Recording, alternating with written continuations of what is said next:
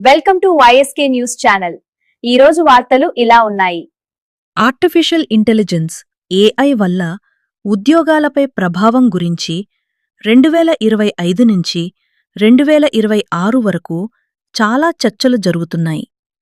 World economic forum WEF future of jobs report 2025 ప్రకారం 2030 నాటికి AI వల్ల 92 మిలియన్ ఉద్యోగాలు పోతాయి.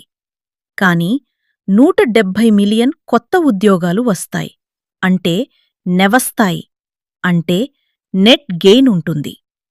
అయితే యుఎస్లో 2025లో ఏఐ కారణంగా సుమారు 55,000 లేఆఫ్స్ జరిగాయి.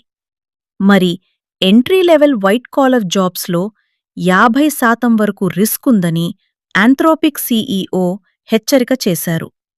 ఇండియాలో లింక్డ్ఇన్ ప్రకారం 38% జాబ్స్ ఏఐతో మెరుగుపడతాయి, ఆగ్మెంటెడ్.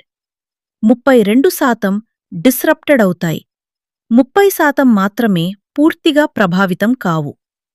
ఐఎంఎఫ్ చీఫ్ క్రిస్టలీనా జార్జీవా ఏఐని సునామీలాగా లేబర్ మార్కెట్పై ప్రభావం చూపుతుందని, గ్లోబల్గా 40% జాబ్స్ ప్రభావితమవుతాయని చెప్పారు.